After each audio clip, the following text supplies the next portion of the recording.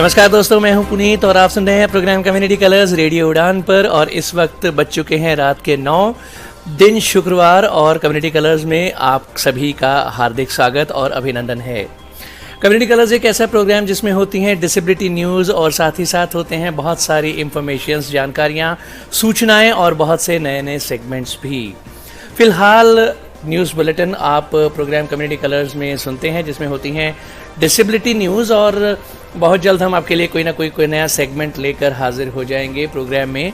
हमारा programme community colours आप बहुत पसंद करते हैं, प्रोग्राम को बहुत प्यार देते हैं, हम आपके इसके लिए तहे दिल से शुक्रगुजार हैं। हम आपसे ये कहते रहते हैं कि अगर आप किसी तरह का कोई सेगमेंट इस प्रोग्राम में चाहते हैं तो आप हमें सजेशन दिया करें, सुझाव दिया करें, ताकि हम उन्हें अपने इस प्रोग्राम में इम्प्लीमेंट कर सकें। बहरहाल रेडियो उड़ान सुनने के लिए आप हमारी वेबसाइट विजिट कर सकते हैं www.radioudan.com, जहां पर हमारे वेब पेज पर भी प्ले बटन प्रेस करके आप रेडियो उड़ान सुन सकते हैं। और वैसे प्ले स्टोर और ऐप स्टोर दोनों पर हमारी ऐप्स अवेलेबल हैं, और बहुत सारे थर्ड पार्टी प्लेटफॉर्म्स पर जैसे गूगल और एलेक्सा, एप्पल और यहाँ तक कि रिनोवा म्यूजिक पर भी हमारी रेडियो उड़ान स्ट्रीमिंग अवेलेबल है, और ट्यून इन पर भी आप रेडियो उड़ान सुन सकते हैं।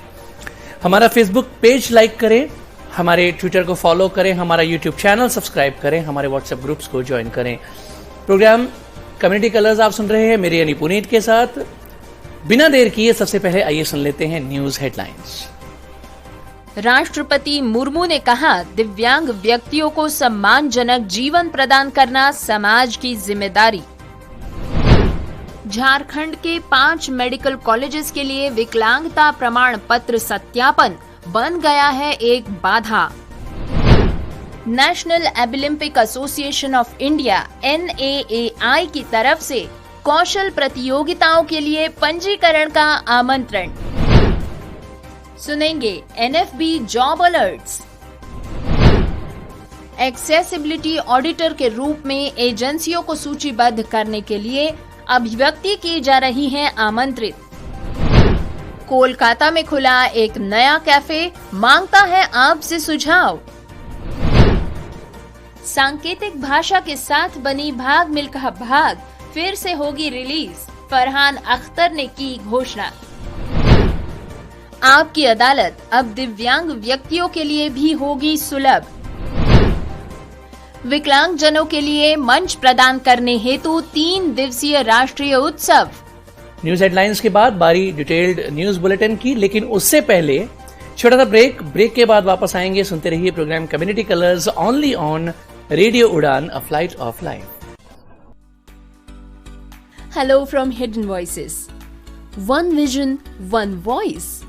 And that has led to more than 1,000 hidden voices getting together to empower visually impaired and economically challenged children and adults across India by opening up the world of books to them. Hidden Voices is a unique reading charity founded by Miss Devi Krishna and co-founded by Miss Maitreyi Rajdev on 28th April 2019.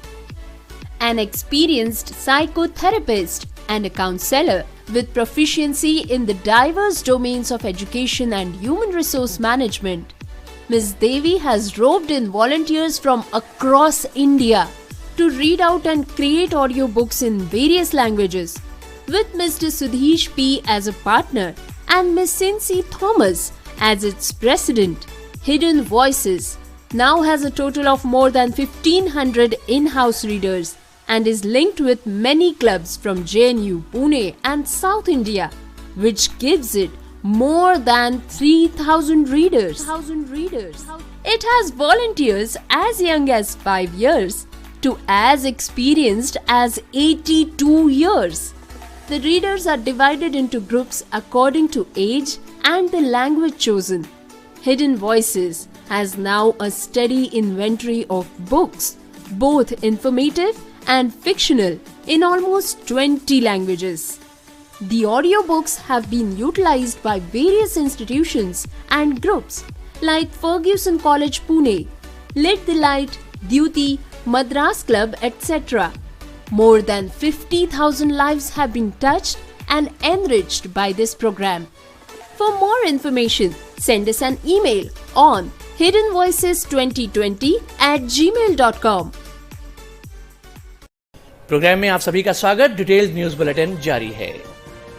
दोस्तों नमस्कार, मैं हूँ RJ Gauri. आप सभी का स्वागत करती हूँ पुनः एक बार आपके चहीते शो कम्युनिटी कलर्स में। दोस्तों इस प्रोग्राम में हमेशा की तरह आज भी हम आपके लिए लेकर आए हैं डिसेबिलिटी जगत की ताजा तरीन खबरें, जॉब अलर्ट्स और बहुत सारी एक्साइटिंग इंफॉर्मेशन। दोस्तों प्रोग्राम में अभी तक आप सुन चुके हैं हेडलाइंस, तो चलिए अब मुड़ते हैं डिटेल्ड न्यूज बुलेटिन की तरफ और सुनते हैं खबरें विस्तार से। दोस्तों आज के शो की पहली खबर है राष्ट्रपति द्रौपदी मुर्मू के बारे में। उन्होंने गुरुवार को कहा है कि विकलांग व्यक्तियों को सम्मानजनक जीवन प्रदान करना पूरे समाज की जिम्मेदारी है।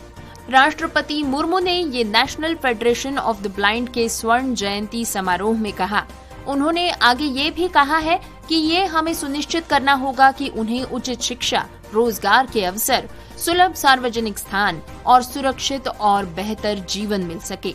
उन्होंने कहा कि भारतीय संस्कृति में विकलांगता को कभी भी ज्ञान प्राप्त करने और उत्कृष्टता हासिल करने में बाधा नहीं माना गया है। 8 शारीरिक विकृतियों वाले ऋषि अष्टावक्र और भक्ति आंदोलन के सबसे प्रभावशाली शख्सियतों में से एक नेत्रहीन कवि सूरदास का उदाहरण देते हुए राष्ट्रपति मुर्मू ने कहा कि अंतर्दृष्टि दृष्टि से अधिक महत्वपूर्ण होती है। उन्होंने कहा कि विकलांग व्यक्तियों को सम्मानजनक जीवन प्रदान करना पूरे समाज की जिम्मेदारी होती है। राष्ट्रपति भवन द्वारा जारी एक बयान के अनुसार राष्ट्रपति ने पिछले 50 वर्षों में दृष्टिबाधित लोगों के जीवन को बेहतर बनाने में महत्वपूर्ण भूमिका निभाने के लिए national federation of the blind की सराहना भी की। उन्होंने कहा कि फेडरेशन ने दृष्टिबाधित लोगों के सामने आने वाली चुनौतियों के बारे में जागरूकता बढ़ाई है और इससे समाज अधिक समावेशी बन रहा है। मुर्मू ने कहा कि सरकार विभिन्न पहलों के माध्यम से विकलांग व्यक्तियों को सशक्त बनाने के लिए निरंतर प्रयास कर रही है। उन्होंने विश्वास व्यक्त किया कि national federation of the blind दृष्टिबाधित लोगों के समग्र विकास और सशक्तिकरण के लक्ष्यों को प्राप्त करने की दिशा में सरकार और समाज के साथ मिलकर अपना प्रयास जारी रखेगा। National federation of the blind की सराहना करते हुए राष्ट्रपति द्रौपदी मुर्मू ने कहा, आज नेशनल फेडरेशन ऑफ ब्लाइंड के स्वर्ण जयंती समारोह के अवसर पर आप सबके बीच उपस्थित होकर मुझे संतोष का अनुभव हो रहा है। आपकी प्रतिबद्धता और दृढ़ संकल्प के लिए मैं आपकी सराहना करती हूँ। मुझे बताया गया है कि फेडरेशन की स्थापना दृष्टिबाधित व्यक्तियों के एक समूह द्वारा उन तमाम बाधाओं को तोड़ने के लिए की गई है जो समाज में उन्हें बराबरी का अवसर देने से रोकते थे। ये जानते थे कि ये लोग भी अन्य लोगों की तरह ही सक्षम है। दृष्टिबाधित लोगों को अपनी प्रतिभा को दर्शाने के लिए किसी की दया की या करुणा की आवश्यकता नहीं है, बल्कि समान अवसर, शिक्षा, उचित प्रशिक्षण और रोजगार की जरूरत होती है। मुझे आपकी संस्था की philosophy let the blind lead the blind बहुत सार्थक लगी। मैं दृष्टिबाधित लोगों के समग्र विकास और कल्याण की सुनिश्चित करने के लिए फेडरेशन के सभी पदाधिकारियों और सदस्यों को उनके अथक प्रयासों के लिए सराहना करती हूँ, धन्यवाद करती हूँ।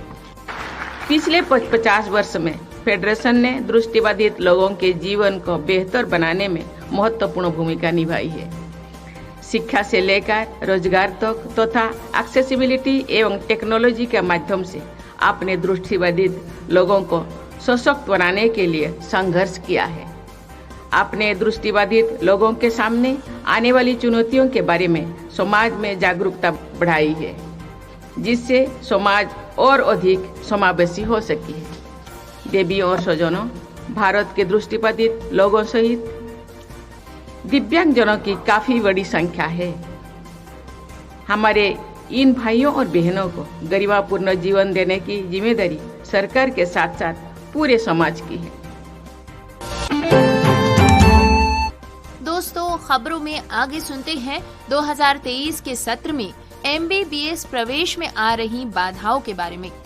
2023 सत्र में MBBS प्रथम वर्ष में प्रवेश के लिए विकलांगता कोटे पर चयनित अभ्यर्थियों का प्रमाण पत्र सत्यापन एक बार फिर झारखंड राज्य के 5 बड़े मेडिकल कॉलेजेस के लिए बड़ी समस्या बनकर सामने आ रहा है। प्रदेश के मेडिकल कॉलेजेस में राज्य कोटे की सीटों पर प्रवेश 6 अगस्त से शुरू हो चुके हैं।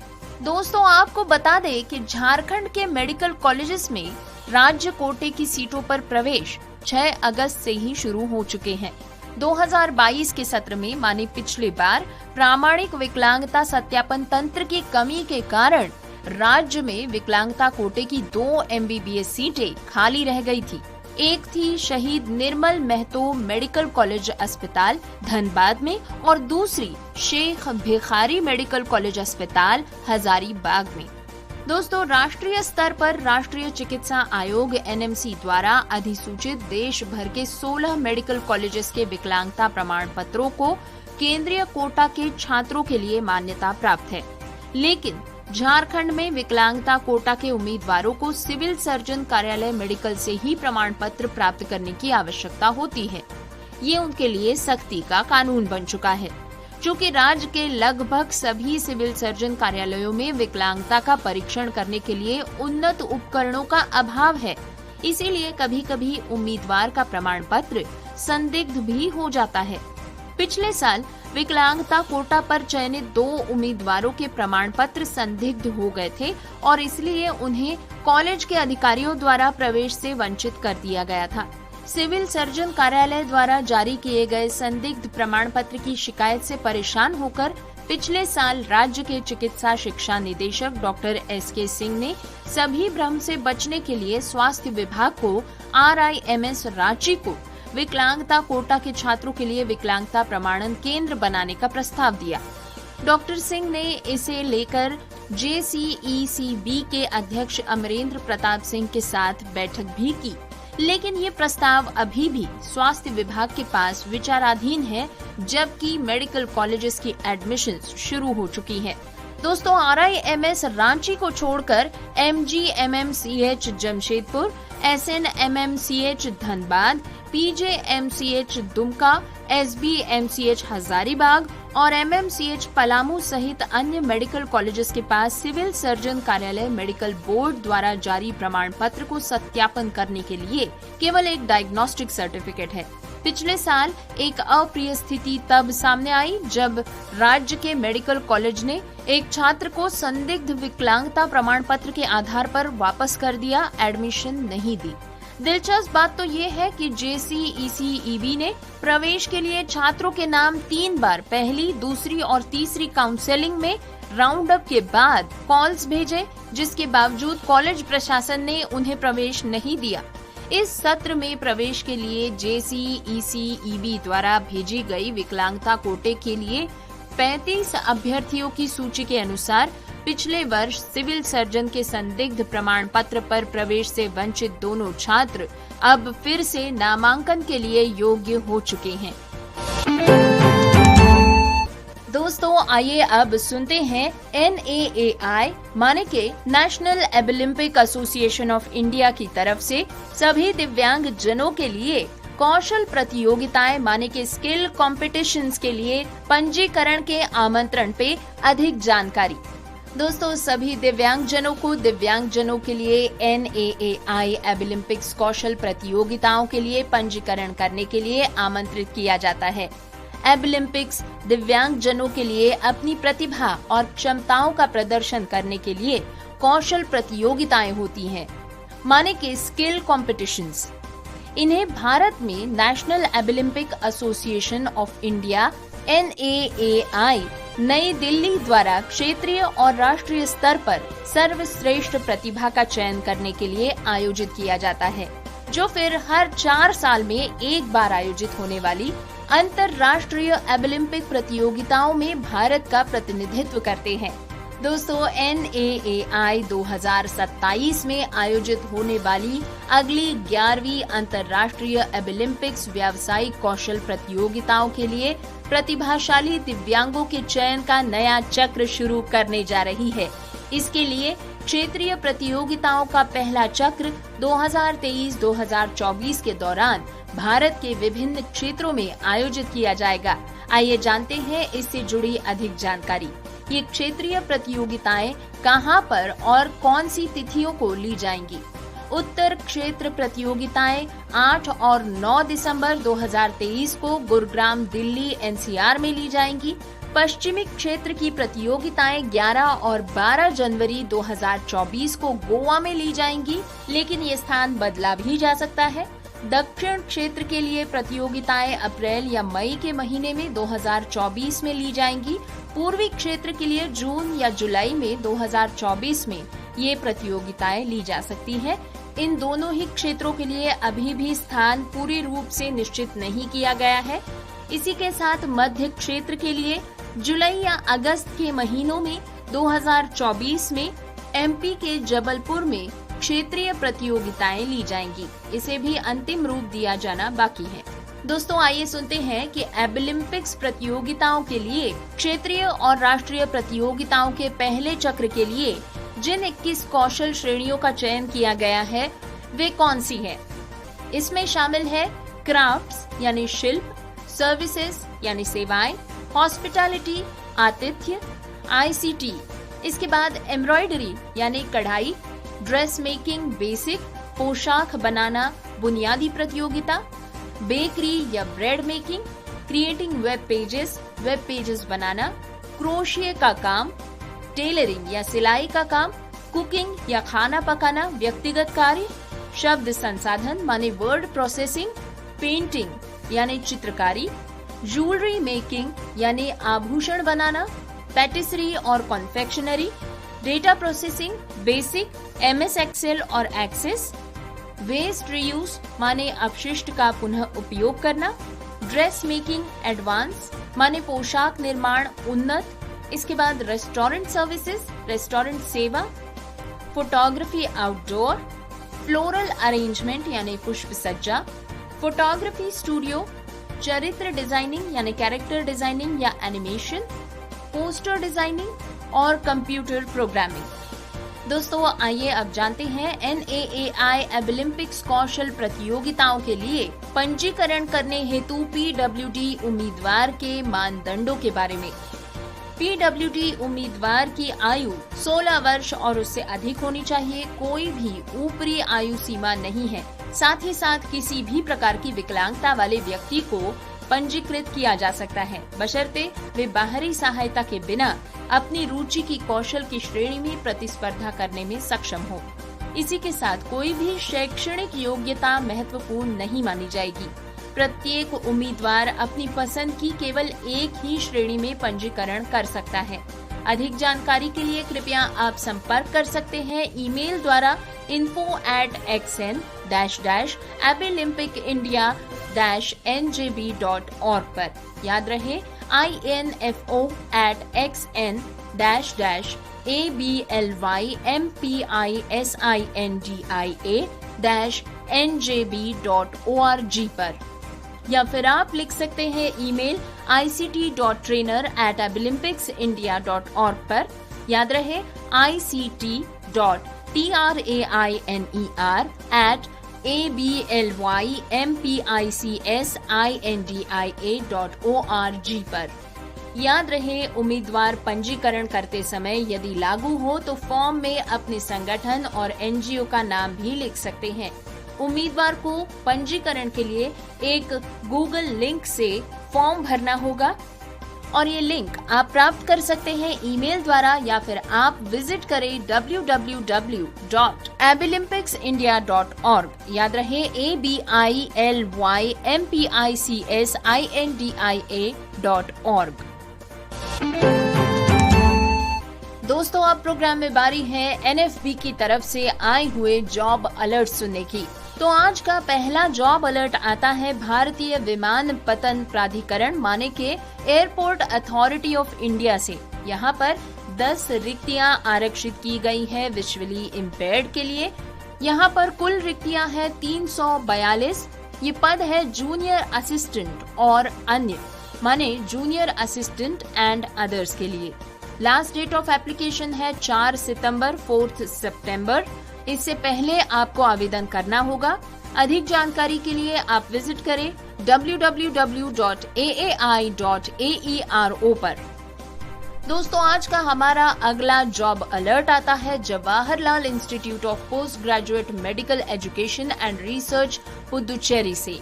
यहाँ पर आपके आवेदन, आपके एप्लीकेशंस आमंत्रित किए जा रहे हैं प्रोफेसर और असिस्टेंट प्रोफेसर्स की भर्ती के लिए।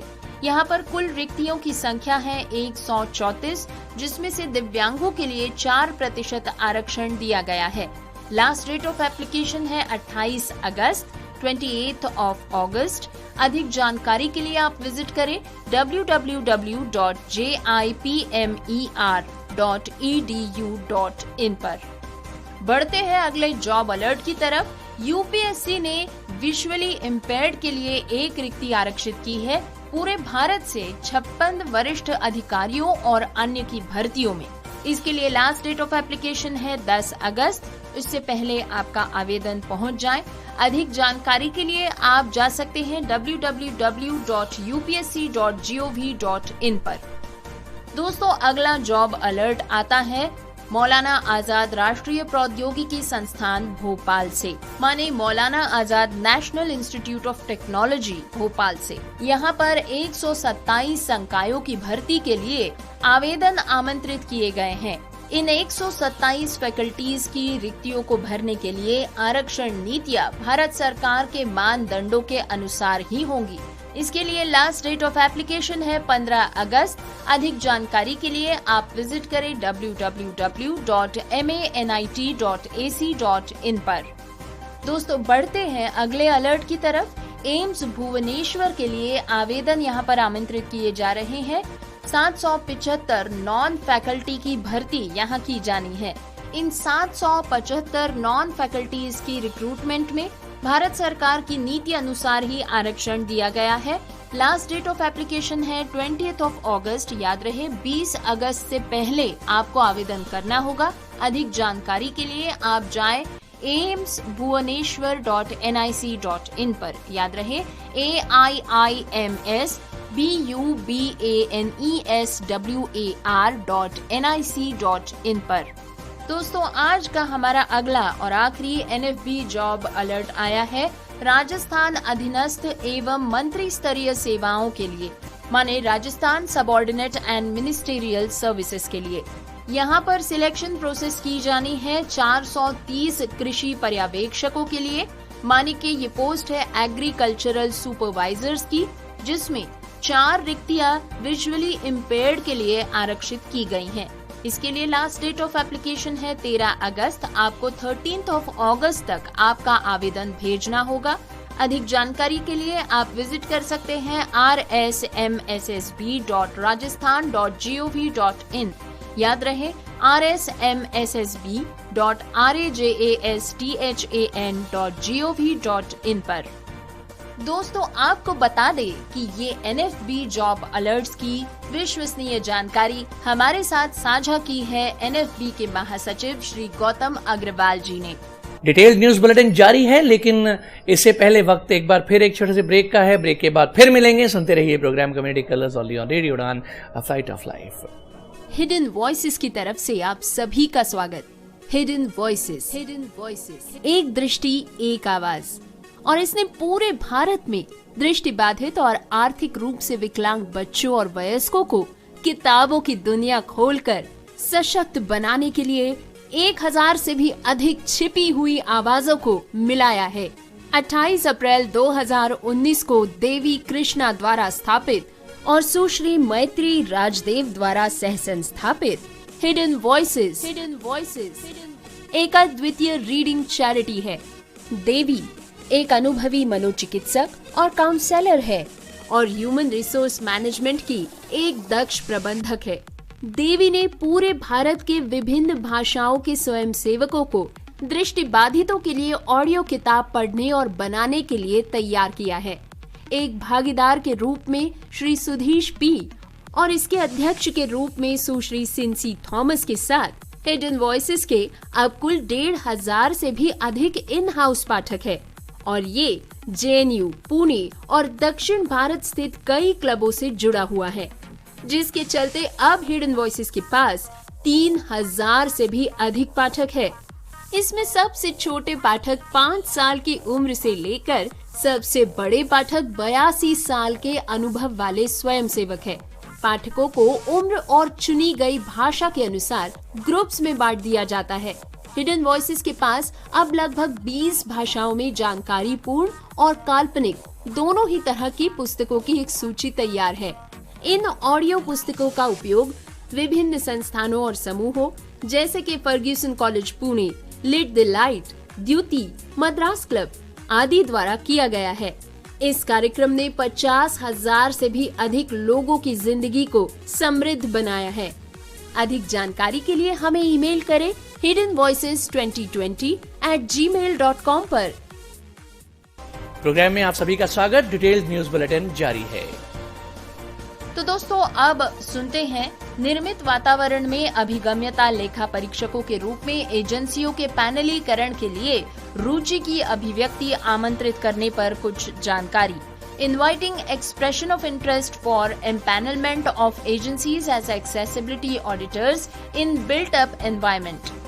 दोस्तों, विकलांग व्यक्तियों के सशक्तिकरण विभाग, सामाजिक न्याय और अधिकारिता मंत्रालय, भारत सरकार निर्मित वातावरण में एक्सेसिबिलिटी ऑडिटर के रूप में एजेंसियों को सूचीबद्ध करने के लिए रुचि की अभिव्यक्ति आमंत्रित की है।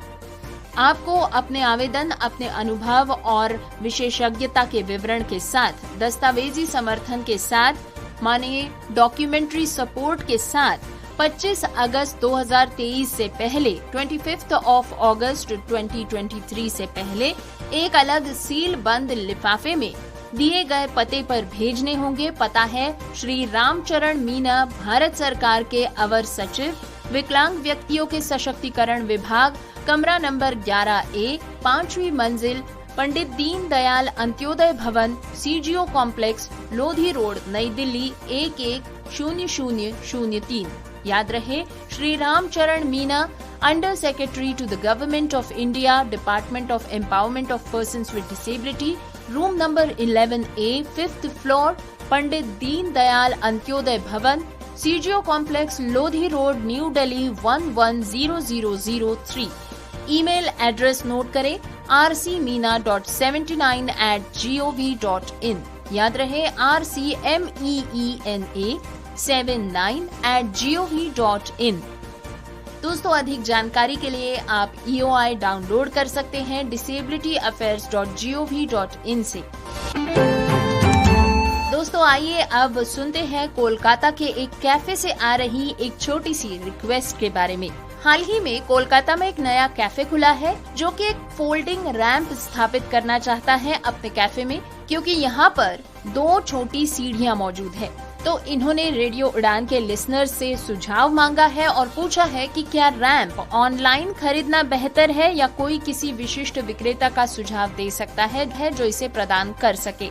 दोस्तों, इस कैफे तक अपना सुझाव पहुंचाने के लिए आप हमें मेल लिख सकते हैं mail@radioudan.com पर। याद रहे, mail@radioudan.com पर, या फिर आप जा सकते हैं हमारे YouTube चैनल पर और कमेंट करें आज के माने 11 अगस्त के कम्युनिटी कलर्स के एपिसोड के कमेंट बॉक्स में। दोस्तों, आइए अब बात करते हैं आपके हमारे फेवरेट शो आपकी अदालत के बारे में। इंडिया के टीवी का प्रतिष्ठित शो अब दिव्यांग व्यक्तियों के लिए उनके YouTube चैनल पर भी उपलब्ध होगा। ये पहल विशेष रूप से सक्षम लोगों के लिए समावेशिता और निष्पक्षता पर नेटवर्क के फोकस के अनुरूप है। नेटवर्क ने एक युवा विशेष आवश्यकता वाली लड़की वर्षा को शामिल करते हुए एक अभियान भी बनाया है, जिससे सांकेतिक भाषा के माध्यम से शो का वर्णन करते देखा जा सकता है। इस विज्ञापन के कारण वर्षा को अभिनेता सोनू सूद की अगली फिल्म में एक भूमिका की पेशकश की गई है। आपकी अदालत के नवीनतम एपिसोड्स में शामिल सोनू सूद ने शो के सेट पर ही वर्षा के साथ दिव्यांग कलाकारों के लिए अवसरों के बारे में बातचीत भी की। ये पहल समाज के हर वर्ग की सेवा करने और ये सुनिश्चित करने के चैनल के मिशन में एकदम आगे है कि सभी को सूचना और मनोरंजन तक समान पहुंच मिल सके। शो के होस्ट रजत शर्मा हमेशा से इस शो को सभी के लिए सुलभ बनाने के लिए उत्सुक रहे हैं और इस पहल को सफल होते देखकर बेहद खुश हैं। इस घटनाक्रम पर आपकी अदालत के होस्ट रजत शर्मा ने कहा है कि मीडिया और मनोरंजन सभी के लिए सुलभ होना चाहिए। साथ ही ये विशेष आवश्यकता वाले समुदाय के लिए रोजगार के अवसरों का एक स्रोत होना चाहिए। मुझे उम्मीद है कि इस अभियान के माध्यम से हम समावेशिता और समानता का संदेश फैला सकते हैं, खासकर विभिन्न जरूरतों वाले लोगों के लिए। इंडिया टीवी की प्रबंध निदेशक रितु धवन ने भी कहा कि एक जिम्मेदार मीडिया संगठन के रूप में हमारा मानना है कि सभी को सूचना और मनोरंजन तक समान पहुंच होनी चाहिए। YouTube पर नई एक्सेसिबिलिटी सुविधाओं ने श्रवण बाधित दर्शकों को शो समझने और उसका आनंद लेने में सक्षम बनाया है। हमें उम्मीद है कि ये पहल बाधाओं को तोड़ने और अधिक समावेशी समाज बनाने में मदद करेगी। भारत में विकलांग लोगों को कठिन और महंगी देखभाल के कारण कई नुकसान और कम अवसरों का सामना करना पड़ता है। कम आय वाले परिवार में पैदा हुए बच्चे की देखभाल करना कभी कभी एक कठिनाई बन सकता है, जिसके परिणाम स्वरूप बच्चे को छोड़ दिया जाता है या उसके साथ दुर्व्यवहार किया जाता है। इस पहल की बदौलत इन विशेष समुदायों के पास निस्संदेह रोजगार के अधिक अवसर आ सकेंगे। दोस्तों, जैसा कि आप सभी जानते हैं कि आपकी अदालत भारतीय टीवी के इतिहास में सबसे लंबे समय तक चलने वाले शोज में से एक रहा है।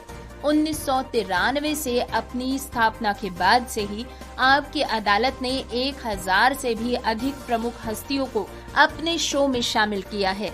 शक्तिशाली राजनेता, फिल्म सुपरस्टार, प्रमुख एथलीट्स और प्रसिद्ध गायकों से लेकर आध्यात्मिक गुरुओं तक कई लोग रजत शर्मा के सवालों से बच नहीं पाए हैं, जो हमेशा मुस्कुराहट के साथ एक सटीकता के साथ अपनी बात सामने रखते हैं। भारतीय टीवी उद्योग में ऐसा कोई भी अन्य शो नहीं है जहां पर प्रतिष्ठित अतिथि अपनी कच्ची भावनाओं, कमजोरियों और अपने विचारों को इतनी आसानी से उजागर करते हों। इसके अलावा अमेरिका और संयुक्त अरब अमीरात सहित दुनिया भर के दर्शक अब इस कार्यक्रम को देख सकते हैं। इसका नया सीजन जनवरी 2023 से शुरू हो चुका है और पहले ही टीवी पर औसतन 11 मिलियन साप्ताहिक दर्शक जीत चुका है। दोस्तों, अब खबर सुनते हैं भाग मिल्खा भाग के बारे में। भाग मिल्खा भाग इस मूवी ने हाल ही में अपने रिलीज के 10 साल पूरे कर लिए हैं। दिवंगत मिल्खा सिंह के सम्मान में निर्माताओं ने सुनने में अक्षम लोगों के लिए 27 जुलाई को मुंबई में फिल्म की एक विशेष स्क्रीनिंग की मेजबानी की। राकेश ओम प्रकाश मेहरा की भाग मिल्खा भाग ने हाल ही में अपनी रिलीज के 10 साल पूरे करने पर महान मिल्खा सिंह को विशेष श्रद्धांजलि देने के लिए निर्माताओं ने मुंबई में एक स्क्रीनिंग के दौरान अभिनेता फरहान अख्तर ने स्क्रीनिंग की तस्वीरें सोशल मीडिया पर साझा की। हालांकि स्क्रीनिंग में फिल्म के आधे कलाकार मौजूद थे, लेकिन उनमें से कुछ वहां नहीं भी थे। दोस्तों, अब ये फिल्म भाग मिल्खा भाग 6 अगस्त को सिनेमाघरों में सांकेतिक भाषा के साथ दोबारा रिलीज हुई है। एक विशेष स्क्रीनिंग आयोजित की गई है। यहाँ पर फ्लाइंग सिख के परिवार के सदस्य भी मौजूद थे। फरहान अख्तर ने स्क्रीनिंग की तस्वीरें साझा करने के लिए इंस्टाग्राम का सहारा लिया। शुरुआत में स्क्रीनिंग 25 जुलाई को होने वाली थी, लेकिन बाद में इसे स्थगित कर दिया गया था। भाग मिल्खा भाग के 10 साल पूरे होने पर फरहान अख्तर ने शेयर किया है कि मेरे करियर के लिए ये बहुत मायने रखता है। स्क्रीनिंग को दिवंगत मिल्खा सिंह को समर्पित करते हुए फरहान ने लिखा है कि फिल्म में मिल्खा जी की कहानी के 1 दशक का जश्न मनाने के लिए सुनने में अक्षम लोगों के लिए मुंबई में एक स्क्रीनिंग आयोजित की गई थी। भारतीय सांकेतिक भाषा संगठन वाईकॉम 18 और भारती मेहरा, इन्होंने महीनों तक काम किया है और सांकेतिक भाषा के साथ भाग मिल्खा भाग का एक नाटकीय संस्करण बनाया है। उनका प्रयास अनुकरणीय है। यहाँ पर उपस्थित होना और एक ऐतिहासिक क्षण का हिस्सा बनना वास्तव में एक जबरदस्त अनुभव रहा। इसका समर्थन करने के लिए @PVRcinemas_official को मैं धन्यवाद देता हूँ। देश भर में 30 से अधिक स्क्रीनों पर सांकेतिक भाषा में फिल्म भाग मिल्खा भाग रिलीज की जा चुकी है। दोस्तों, फरहान अख्तर की मुख्य भूमिका वाली भाग मिल्खा भाग 2013 में रिलीज हुई थी।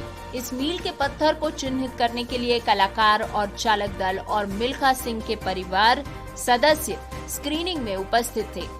ये फिल्म भारत के 30 शहरों में सांकेतिक भाषा के साथ दोबारा रिलीज की गई है।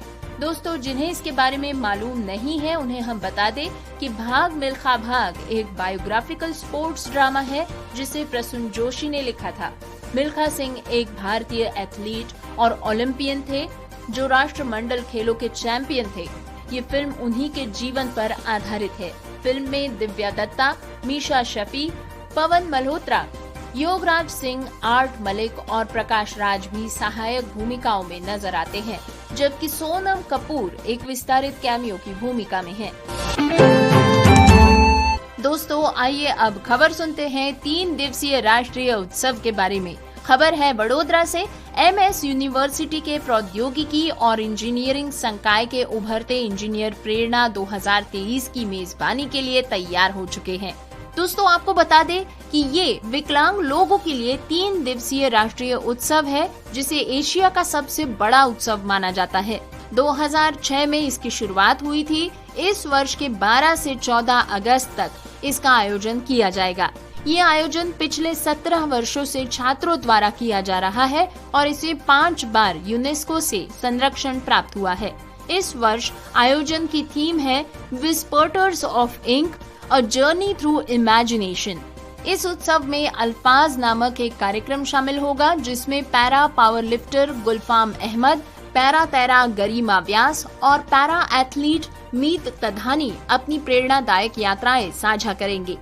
DA स्पोर्ट्स के माध्यम से जो 2 दिनों तक आयोजित किया जाएगा, wheelchair cricket, basketball, blind football और पैरा तीरंदाजी की प्रदर्शनी मैचेस भी आयोजित की जाएंगी। बड़ौदा राज्य की टीम व्हीलचेयर क्रिकेट का प्रदर्शन करेगी और हरियाणा के खिलाड़ी व्हीलचेयर बास्केटबॉल खेलेंगे।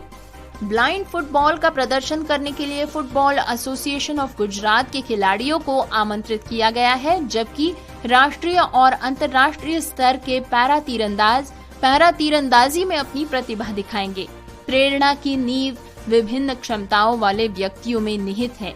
इस विचार को ध्यान में रखते हुए विशेष रूप से दिव्यांगों के लिए 40 से अधिक कार्यक्रम आयोजित किए गए हैं।